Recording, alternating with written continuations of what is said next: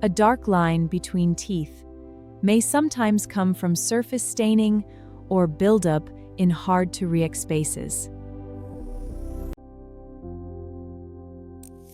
A dental professional first examines the dark area to determine whether cleaning or further evaluation may be needed. The professional carefully axes the narrow space between the teeth where deposits and surface stains can accumulate.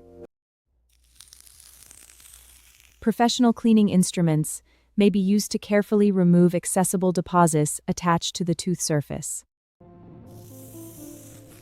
The narrow interproximal area is carefully cleaned to remove accessible buildup from between the adjacent tooth surfaces. If removable surface staining remains, professional cleaning and polishing may help reduce the visible discoloration.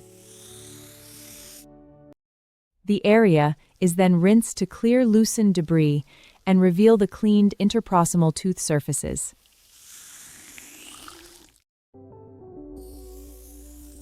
After cleaning, the area is checked again, especially if any dark discoloration remains between the teeth.